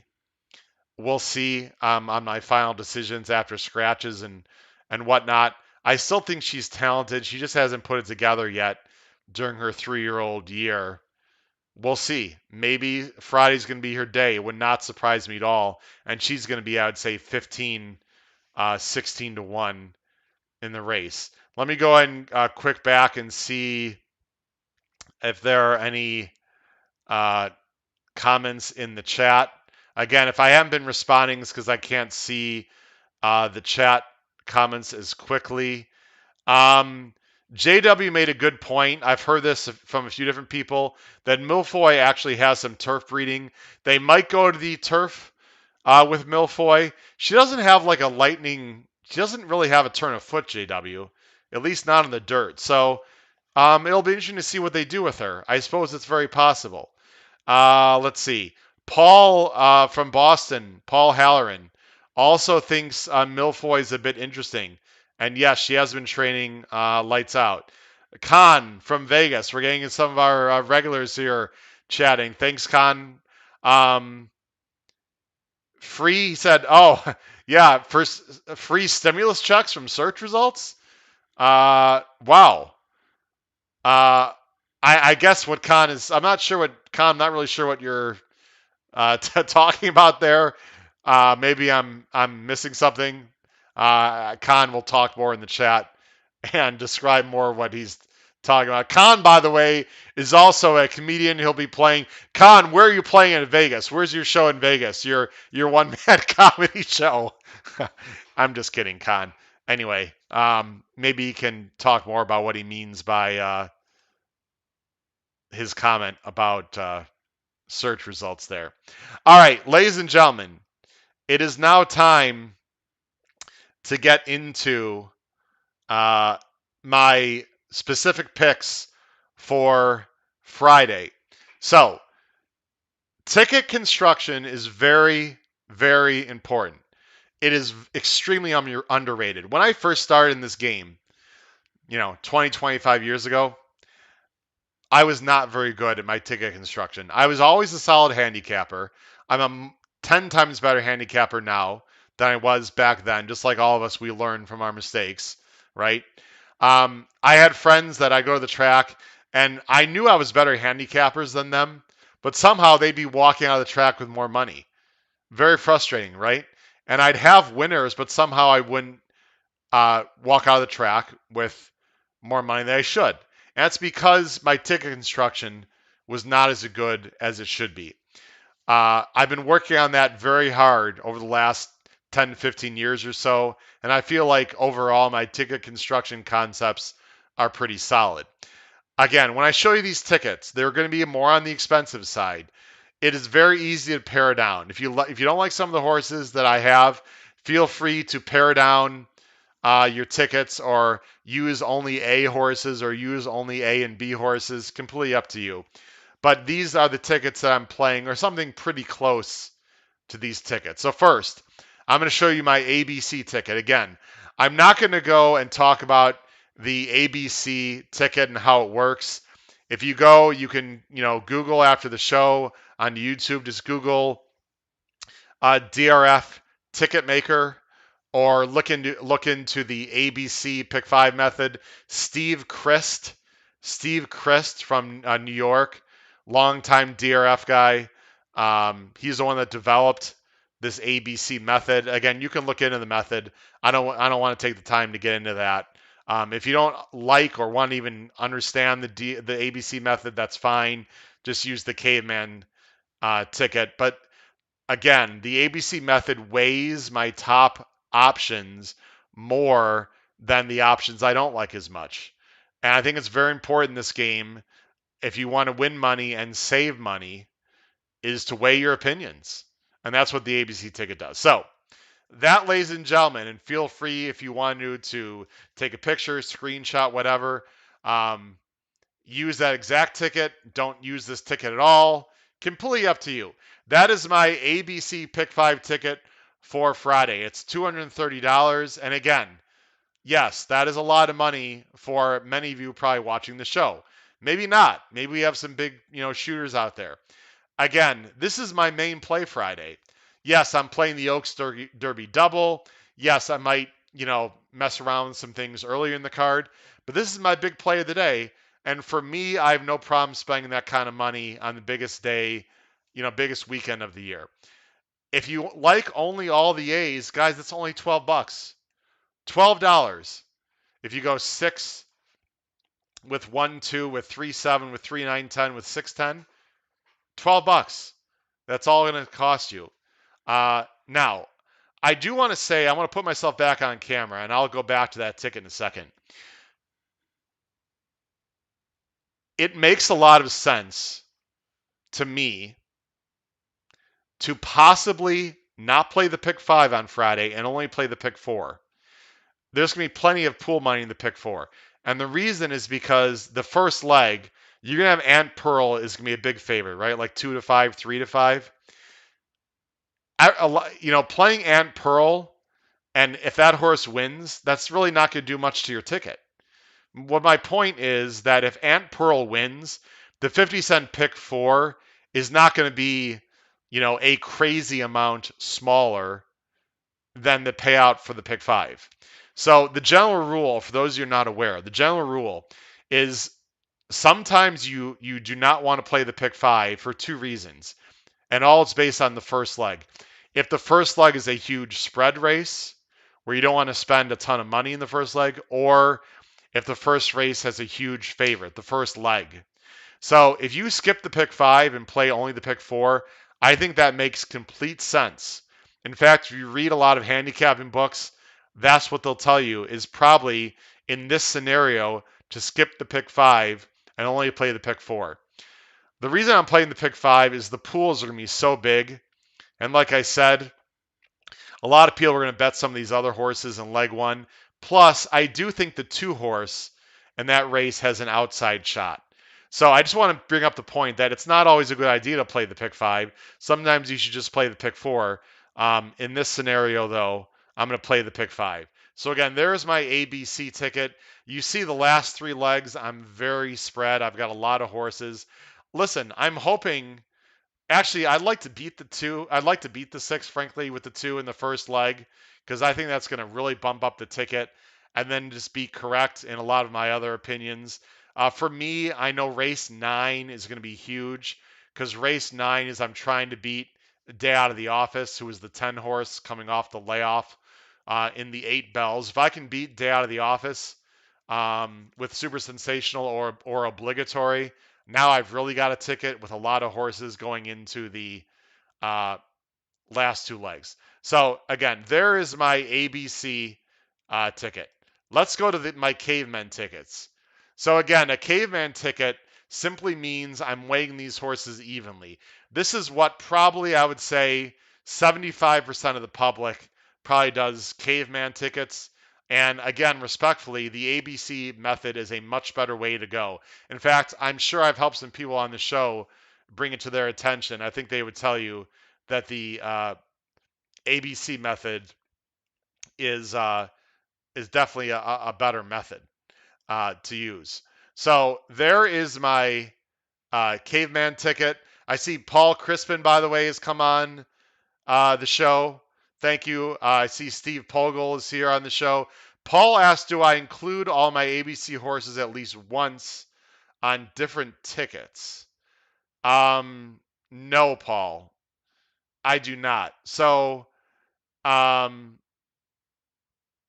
I just want to just recognize Trish said group tickets. So, guys, yes, again, you should try to get syndicates together. The best thing to do is really to get 5 or 6 people together and everyone puts in like $50 or whatever, if your bankroll is a little bit smaller, and again, I would never knock anyone. I am not here to throw shade. I'm not here to question anyone's bankroll. I just want you to play and have fun. If you're betting $2 a race, fantastic. Get involved in the game. I'm happy for you. Okay? There's no reason to brag. I'm not going to say, well, I'm betting more, so somehow I'm more important than you. No. Bet your $2 bets. Have a lot of fun. All I'm saying is if you're going to play a horizontal bet on these weekends, you're better off trying to get a bunch of people together. Let's all put in like 40 or $50 and let's put together like a $300 ticket. Jim said I had an error in race 9. He says, I think you want 12 to be a B, not the 11. That would be correct. Do I have let me go back to my ticket here. Yes, that is correct. So guys, there is a mistake there. I can fix that live. I don't usually fix it live, but you know what? I don't want to mess around with that actually. But yes, in race 9 on the ABC ticket, let me see if I think I can actually fix that live, perhaps.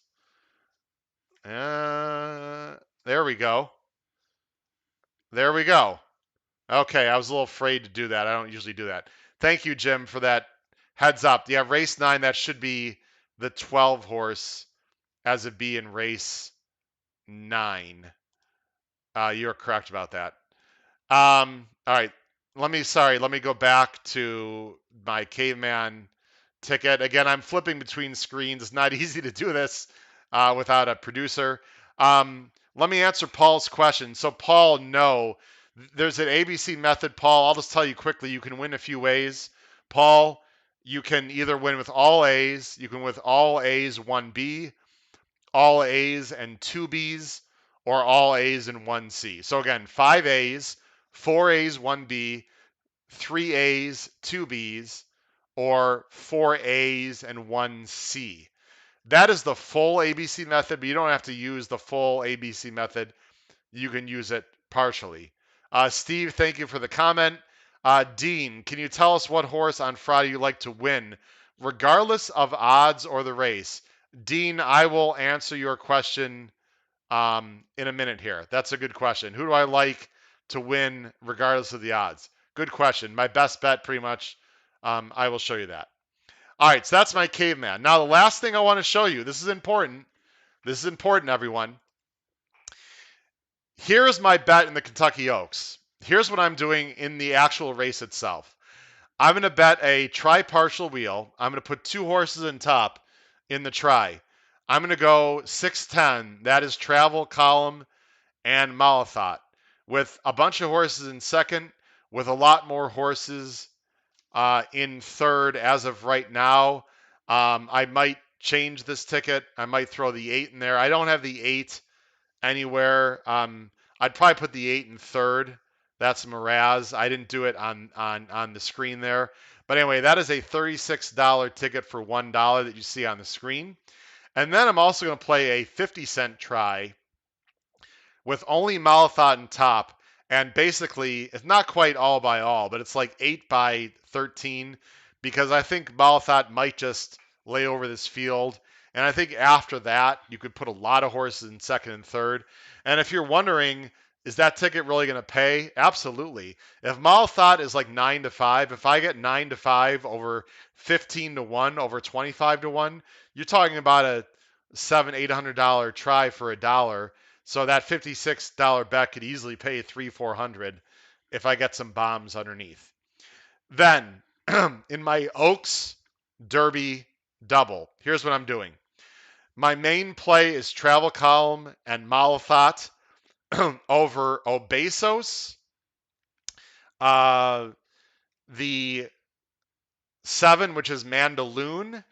The 9, which is Hot Rod Charlie. And the 15, who is Rock Your World.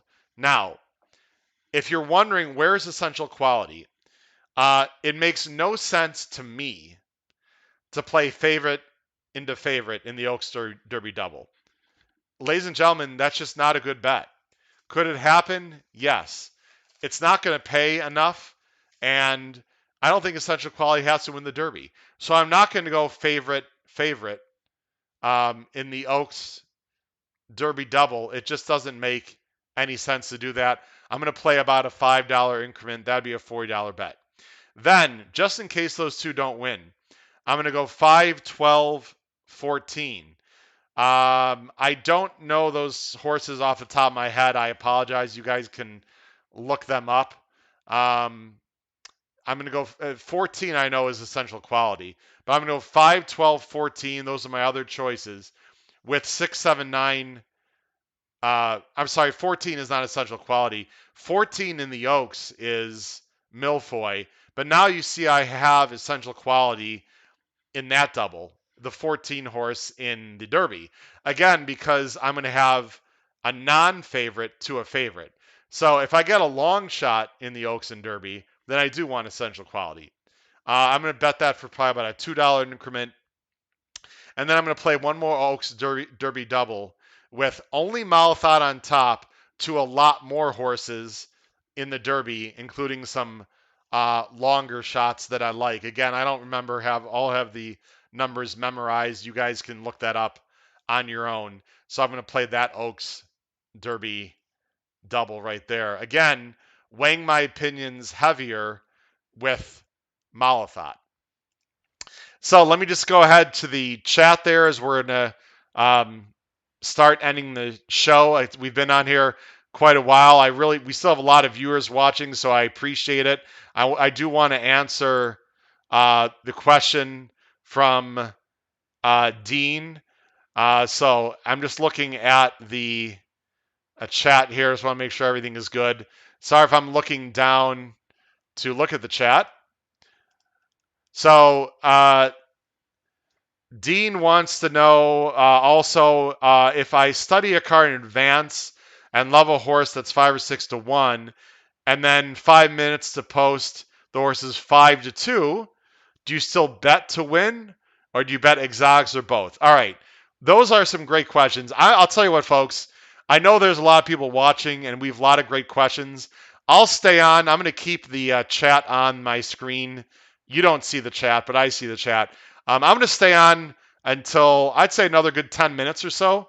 So we'll go to 10 o'clock here Eastern Standard Time. So feel free to pump in more questions into the chat. If you don't want to stay on, of course, feel free to leave the show. Thank you very much for joining me. I'm just going to answer questions now in the chat. So, Dean, first of all, what horse do I like a lot on Friday? That is a great question. Just to flat out win the race, I mean, I like Edgewood quite a bit. The one horse in the La Troienne, and not just because that he's going to be or she's going to be, she'll probably be second choice. I don't like her just because of that. I showed you the replay there, Dean, if you were on the show. She's going against She Dares the Devil because I really believe that other than She Dares the Devil, Envutante is definitely the second most talented horse in that race. So I like Envutante quite a bit. And of course, I like my girl Super Sensational a lot in the 8 bells. I don't. If someone gave me, I have a friend who used to ask me this question, Dean. If someone gave you $1 million to pick one horse on that Friday pick 5, and that's the horse. If that horse wins, you win $1 million. I would go with Malathaat. I just think Malathaat is really talented in the Kentucky Oaks. I suppose that would be the one horse I would pick most likely to win on Friday. I suppose you could say, I'm sorry, you know what? I take it back. Aunt Pearl. Aunt Pearl is probably the most likely winner of the day, but she's going to be 3 to 5, so I just would never bet her. So that's a tough question, Dean. But I mean, the most likely winner of the pick 5 is Aunt Pearl. But in terms of like a betting, like a big win bet with a little bit of value, I'd probably go with Malathaat. Let me answer your other question, Dean. So you should put a value line on your horses. What's a value line?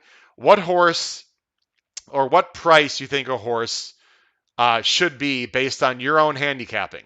Your own handicapping.